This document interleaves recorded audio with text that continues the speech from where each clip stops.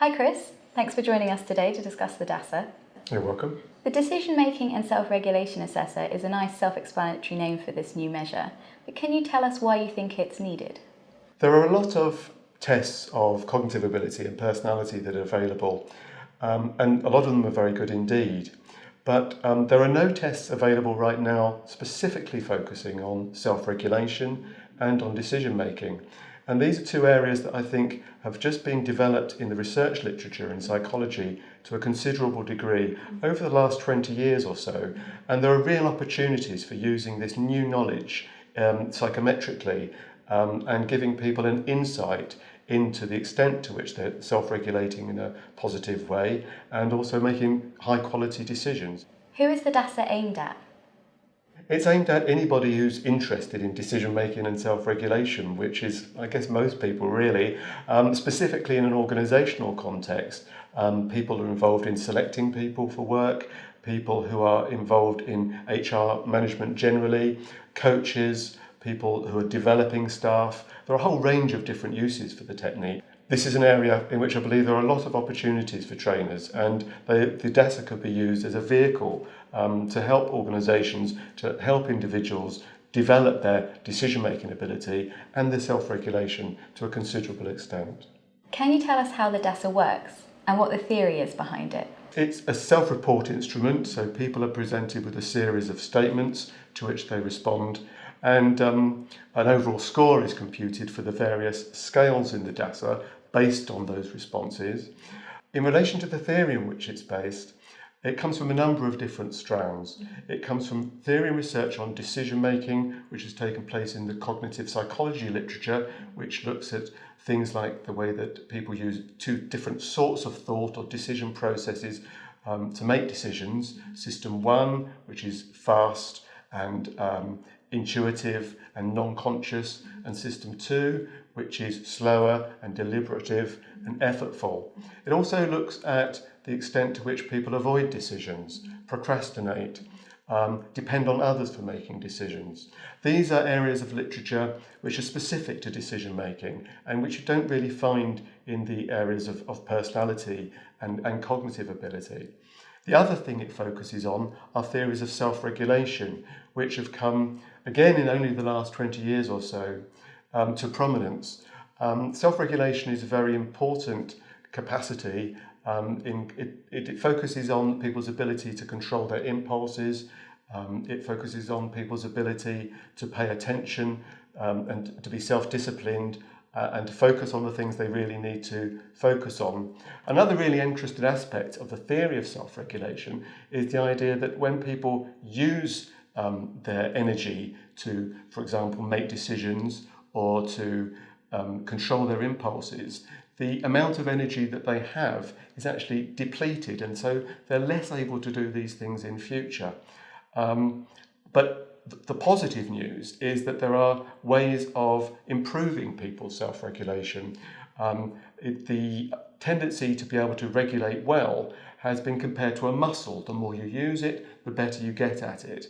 And so there are different approaches that are appearing in the literature that do really seem to make a difference in terms of people's ability to self-regulate. So I believe a really important contribution of the DASA is to focus on areas in which people not only can learn about themselves and can compare themselves to other people, but in which they actually get insights in ways in which they can improve their behaviour, improve their well-being, and improve things in general for themselves and for the organisations they work for. In what ways is the DASA new or unique? Most available psychometric measures are focused on dimensions which are stable. So we know that people can't do very much to increase their cognitive ability. We know that people are limited in the extent to which they can change their personalities. The thing about the DASA is that it focuses on psychological processes which people can actually change, and that's what I think mostly makes it unique. Instead of focusing on trays and stable dimensions, it focuses on psychological processes which can be altered and adapted either through training or through some other means, including people's self-development. So it's unique in that it focuses on psychological processes rather than on stable dimensions. And in relation to that, it's also unique in that it focuses on things that people can actually change and improve. It's also unique in that it focuses on self-regulation and decision-making specifically, rather than on general personality differences or on cognitive ability. And I don't think there are any other measures available at the moment which do focus on these new areas of development in psychology, self-regulation and decision-making. What value would the DASA add to a selection process and, in addition, a development process? In relation to selection, I think the extent to which people are competent in their decision-making is important for just about any job. For example, the tendency to put decisions off, the tendency to think decisions through consciously. These dimensions are really important for job performance and therefore are very relevant for selection. They're the sort of things that an interviewer could, after an interviewee has taken the DASA, could probe in depth to find out more about their responses to, as I say, these areas which are really important for anybody in doing their job well. And therefore the dimensions that the DASA addresses, I think, are really important for selection. In relation to development, the exciting thing about the DASA is that it's possible to improve the way that people make decisions and improve the way that people self-regulate by drawing people's attention to the nature of their decision-making styles and to their self-regulatory styles and capacity, and suggesting to them ways that they can improve these things. And there are a number of different ways of doing so. One of them, for example, in relation to self-regulation, is the usefulness of mindfulness training, which is something which is gaining popularity these days and is seen as really useful generally. And I believe that the combination of mindfulness training and the DASA could be a really effective way of improving people's self-regulatory ability, and there are others too. How do you think the DASA would complement a personality assessment such as the NEO, or an ability assessment such as the Ravens? I think the DASA complements ability tests and personality questionnaires very well indeed. The NEO is particularly useful as a personality questionnaire because it's developed to measure the big five, which we now know underpin the structure of personality. But the DASA offers something different.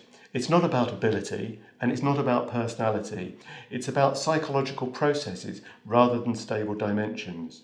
It's about things that people can control rather than being things that they're just born with or that they've learnt. And therefore it provides a really useful complementary piece of information to that provided by ability tests and by tests of personality. What level of training is required to use the DASA?